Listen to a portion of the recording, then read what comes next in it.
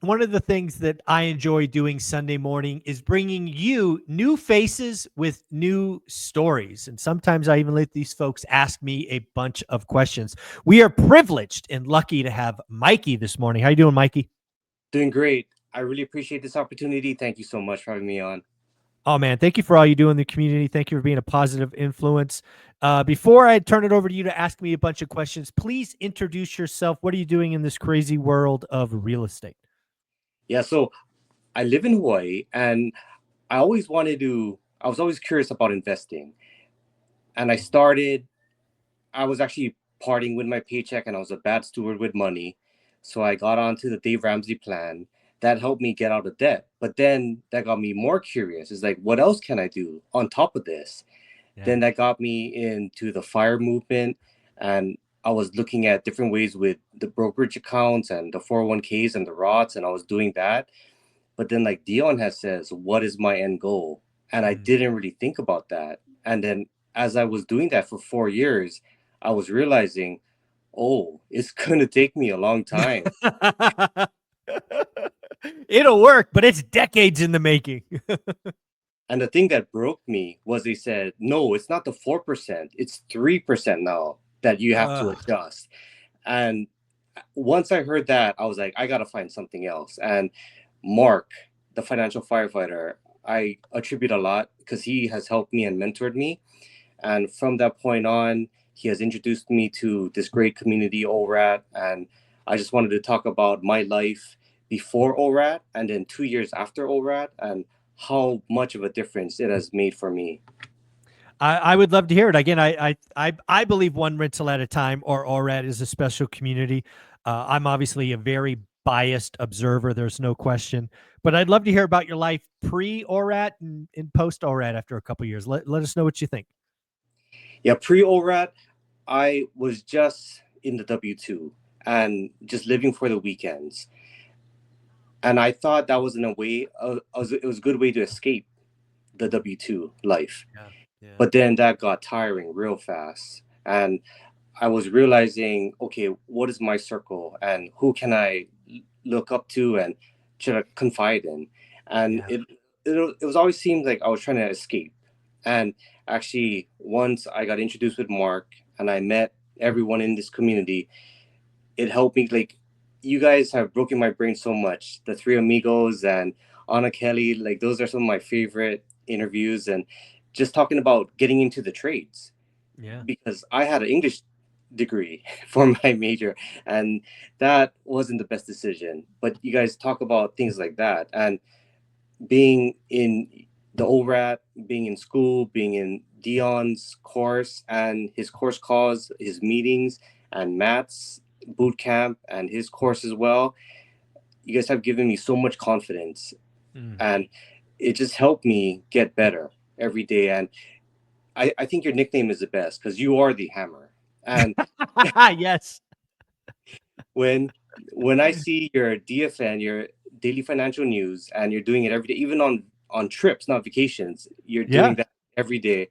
It just helps me to see instead of listening to sports podcasts or all those things, I changed and I can Mm. now listen to ORAD and Dion and Matt and all the great content that you guys provide.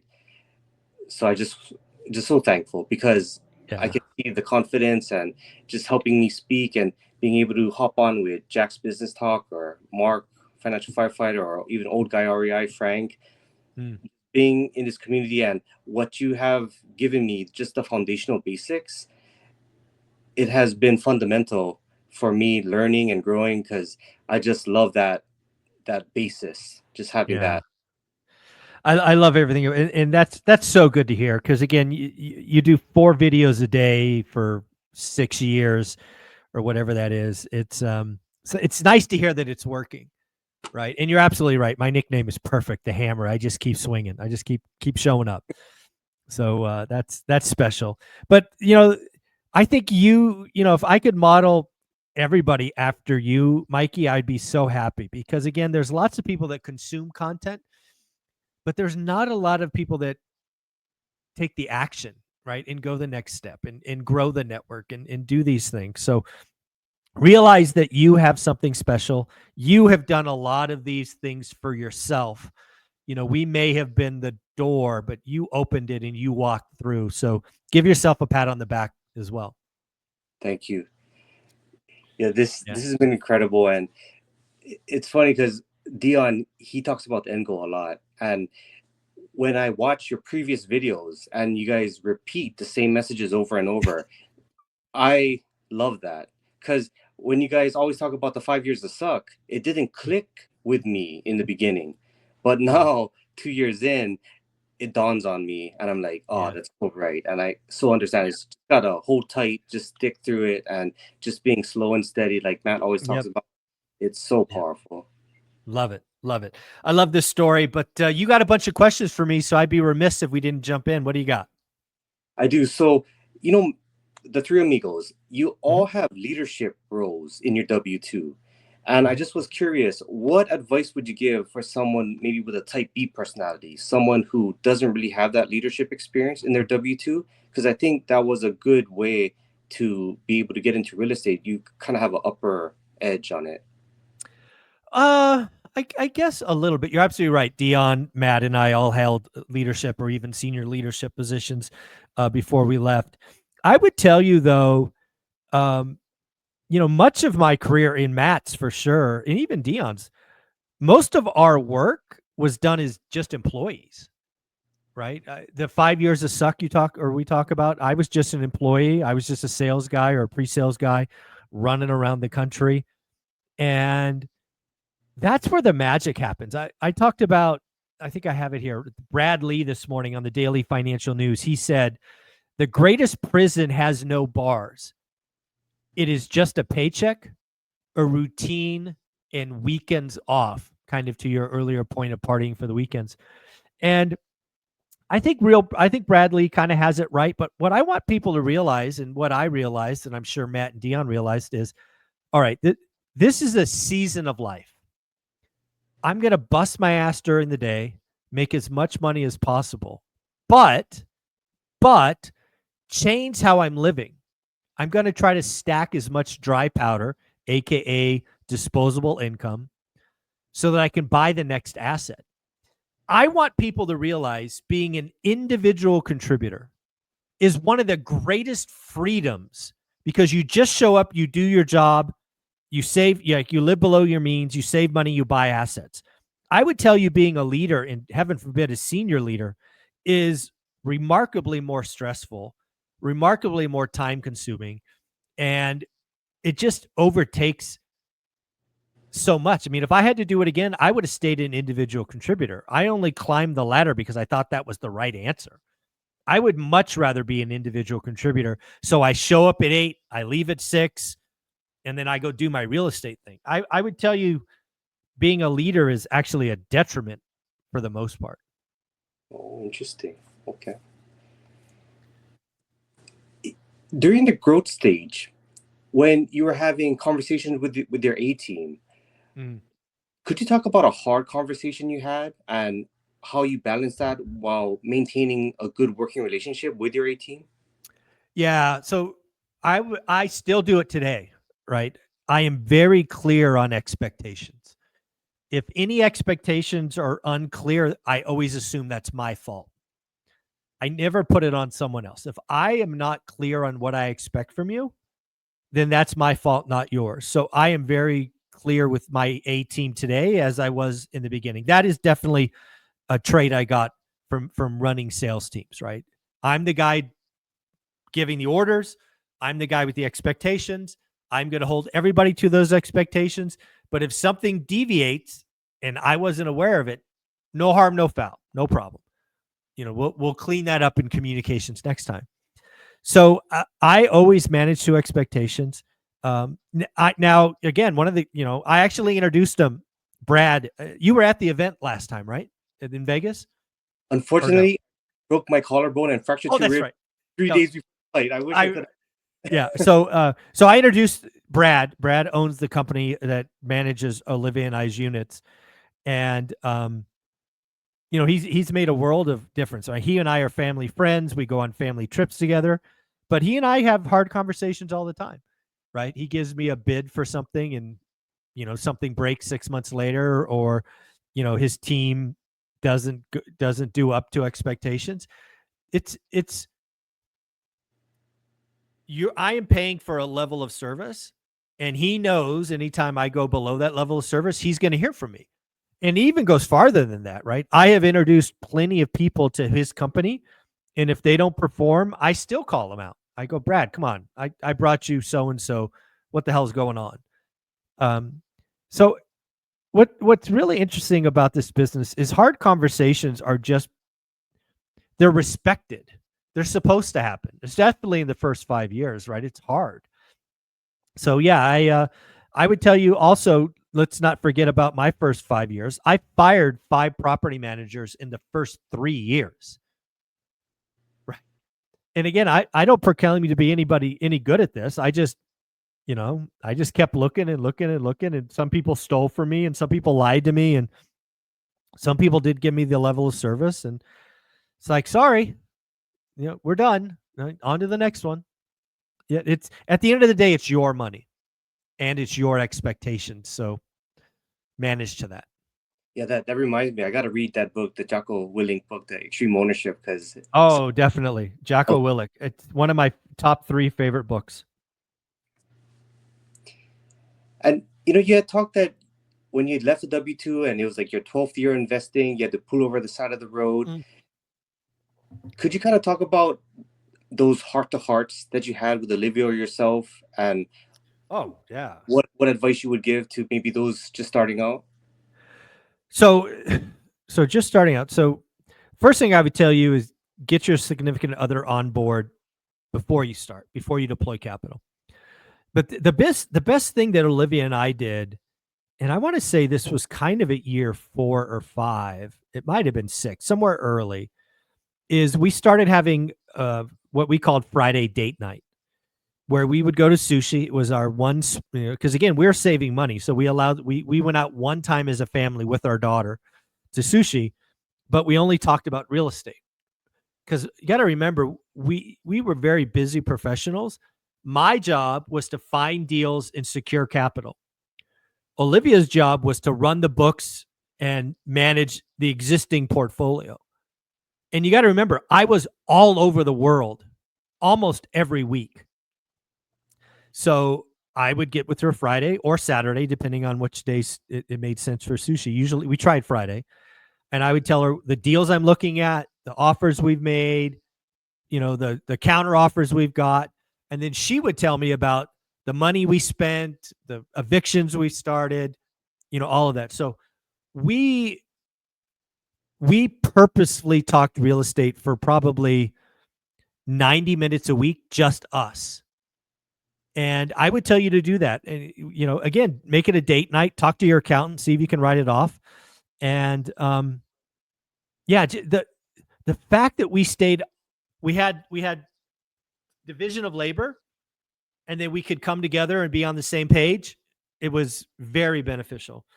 And then the other thing is, because we were on the same page forever, there were times where I would have a bad day. You talk about that one event where I had to pull over and she had to drive home. She had bad days and I was good. So we were always there to pick the other one up. Because again, bad things happen, stupid shit happens, and you get this work stuff, you get this family stuff, and then you get this little issue in real estate and it just blows up into this big thing. It's nice to have a partner that will listen, but also remind you, hey, we're on a bigger mission here. We'll get through this. Yeah, that's one good thing that you talked about, is you're really self-reflective. And that's why I was so curious, because you had the self-reflective part, but then you also have Olivia that you can talk things out, and having those both being on the same line, that's great. Yeah, I would definitely, you really can't over communicate with your partner, right? Because again, the other thing I would tell you, I did this in the Get Your Money Right course. I tell you to sit with your significant other and map out the future. Like, what do you want life to be like when we're done? And then, oh, by the way, how much does that life cost? Right? I mean, there's an exercise. It's like the Mac Daddy life. our current life, and then like bare minimum. And all of those have different costs. Like the bare minimum might be 3,700. Existing life might be 8 grand. But the Mac Daddy life, that's like 22 grand. Right. So again, making sure everybody's on the same page and knowing what the end goal is, it's so powerful. Yeah, this brings up a great point because I was just thinking about this where your daily financial news, it actually helped me lock in the rate because you're talking about it. You're saying how lenders look at it as future looking. So I locked it right before then. That was incredible.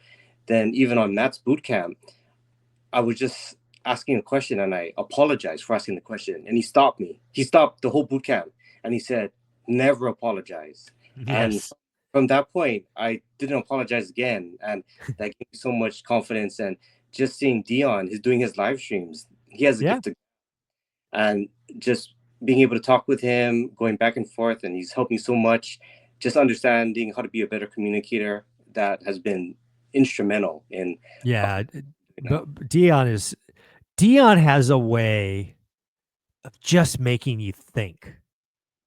Right? He could tell stories. He's a wonderful communicator. Matt is also amazing. It's really funny. Matt's a ninth grade dropout, but I would argue and probably be right that he's the smartest guy that I interact with. It's just, you don't look at somebody's resume, right? Again, Matt, ninth grade dropout, and like people write him off. I'm like, dude, he is smarter than you. He will clean your clock. And then Dion is just such a wonderful communicator. I'm lucky to be around those two guys. Those two guys make me better. I am, my strength is I will outwork anybody, but those two guys make me better, and I'm lucky to be around them. So shout out Matt and Dion. Yeah, I just wanted to mention you guys set the foundation and the fundamentals, but then on top of that, you have layers where I go to accountability meetings. I think Frankie's done what, this is the 44th one he's done in the school. Yeah, it's amazing. Almost a year. Yeah. And it's just like I can always reach out. There's like 3 different contractors on the calls. Sometimes Yes. I can just reach out to them. Frank, actually, I was looking at the duplex. He helped me. He said, actually, it's not the 15,000 that you had budgeted. It's more like 30,000, and Ooh, that helped me back out of the deal and withdraw the offer. So nice. there's that. And then I thought I was understanding how to be frugal, but then when I meet all these friends, all this community, they taught me, they schooled me. Gotta step up my game. I thought driving a beater car was one thing, but no, you really got to step it up around these groups. Yeah. And It, Jack, it I love the fact that you're talking about school and all the go-givers like Frank and all those other folks. I really do think, Mikey, that school will be the thing I am most known for. We're at about 350 people right now. I think we get to like 500 or so, and you're just going to see the value exponentially explode because we're going to bring in more contractors and more agents. And let's be clear, I attract a certain type of person, right? That go-giver who gives first and takes second, if you will. Because if you're not, I'll just delete you. I have no problem. I think I've kicked like 20 people out. It's like, I don't like the way you're behaving. You're out. Um, so yeah, I really do think school is going to be what I'm known for, even more than the channel and more from a best-selling book and all of that. So I'm really focused on making school better. I'm now giving up an hour every Sunday of myself, which I hadn't done before. So we just did what was it? Property Radar this morning. We did Velocity Mortgage last week. So I look forward to seeing school explode. yeah, it's a lot of hard work, but it's so worth it because I've jumped from the Dave Ramsey camp, I've jumped from the fire camp, but this is ORAT is where I feel at home because if you have a W-2 and you feel like you can do more with your time, ORAT is the best place because you can put so much work into this. And I feel comfortable here because the work is never ending. And that's what I love. There's Yeah. always ways to improve in this arena. No, I agree with you. It's I have fun every day. Nothing I'm doing I consider work. If I consider it work, I'd probably stop doing it. But it's I have fun every day. Yeah.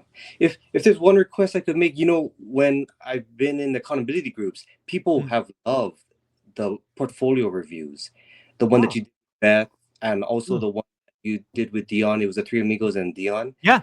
Mhm. That'd be so cool if you could, I don't know, have it an annual thing, or maybe different guests. That Yeah. we all love that. All right. I like feedback. Portfolio reviews. I will probably do a post inside school seeing if anybody is game to, because the only deal, so this is my thing, right? Like I get asked all the time, do you do one-on-one coaching? And I'm like, nope, don't do that. I don't do anything on one-on-one. I don't have to, right? Um, so I'm willing to do portfolio reviews. The only wrinkle is I have to record them and publish them, right? Because I want to make sure anything I do could be help others, right? To me, helping one-on-one, the economies of scale is not there, right? But yeah, I think I'd love to do more portfolio reviews. I thought doing that one with Beth was amazing. Yeah. Yeah, I've listened to that so much times, and even everyone in the group have loved those. See, I love feedback. Give me more feedback, guys. I got it. Portfolio reviews. You got it. Thank you so much. Very cool. What else you got? What other questions you got? And maybe this last one is, you had changed your network 3 to 4 times over your Mm, investing career. Just for those starting out, it's great because you say audit your network, fire your friends, and then mm. in the beginning stages, you fired those friends who aren't into investing. But I haven't seen kind of auditing your network with investing friends. That's kind of a surprise to me. Yeah, so I think it went through a couple of iterations. Again, a lot of your network will be very, at least in mine, was very focused on what I did for a living. So, I come into a professional role as a sales guy, ultimately sales leader and second line leader. And a lot of my network at the time was other salespeople. Because again, something you've heard me say a dozen times, but it'll probably make more sense here is I tried to do everything in real estate by myself. That was a mistake, right? So I went from being, my friends in college and whatnot to professionals. But it wasn't until I realized, um, probably almost a decade in, maybe 8 years in, that I was missing something. And that's when I started growing my network in Fresno, right, which was my chosen buy box. So it very quickly went from a network of a bunch of other sales directors and VPs to other landlords in Fresno. At the time, the first kind of iteration were small mom and pops, right? Call it 10 or less, mainly single family homes. Then then the Great Recession happens and I'm forced to um, change again. So for about 4 years or so, the network was very much REO agents, private money lend or hard money lenders first, then private money lenders, because that's the only way you could buy. I couldn't get a bank loan. So again, I was networking with different people, right? That was the second time I changed my network. Then at that point, we start doing a bunch of 1031s and we go bigger. Then I had to go find apartment owners because my single family landlords weren't helpful. So I basically had to find or create a network of people that were like one or two steps ahead of me.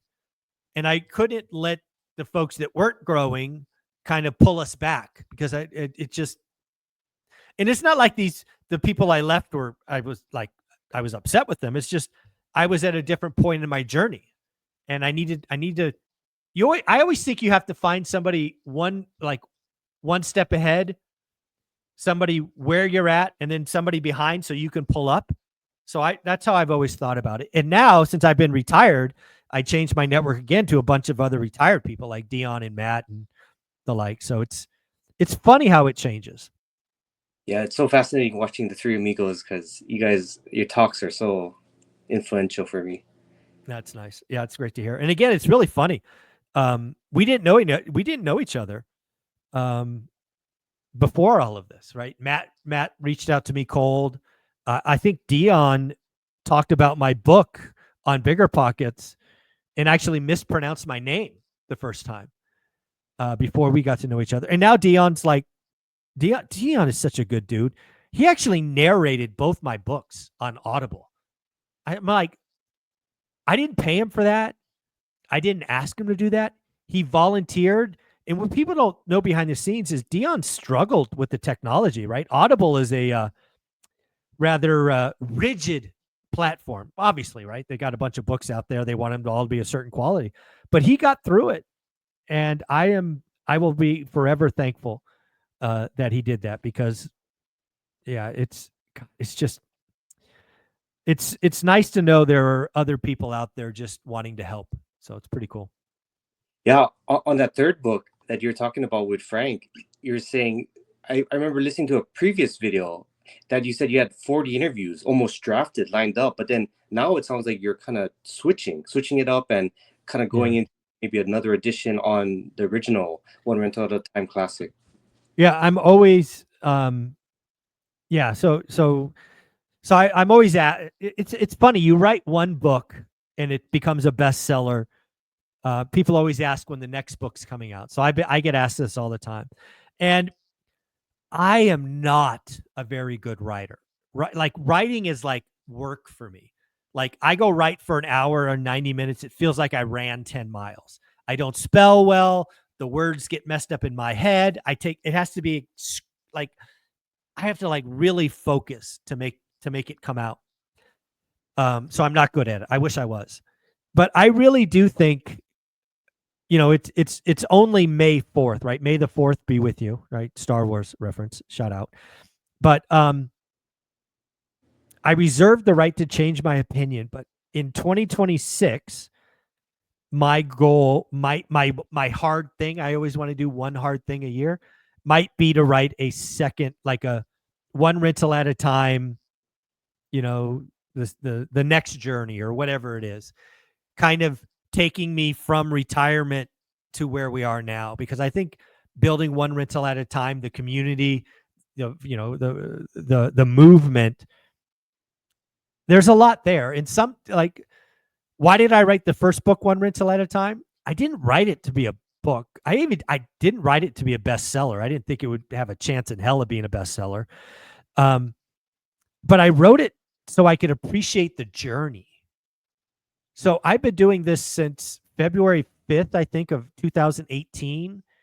By next year, it will be 8 years. For me, it feels like, you know what? It might be time to look back at the 8 years and figure out what you did. How'd you do it? What worked? What didn't? I really think the book might be the 2026 hard thing. I reserve the right to change my opinion, but right now I think so. Yeah, you talk about Rich Dad, Poor Dad changed your life, and ORAT has changed my life. And I just thank you. I've made so much friends in this group, and I love it. Nice. I appreciate that. Mikey, where are you going? Where's your journey taking you? Right, it's 2025 May. What do you have now? And then where are you going next?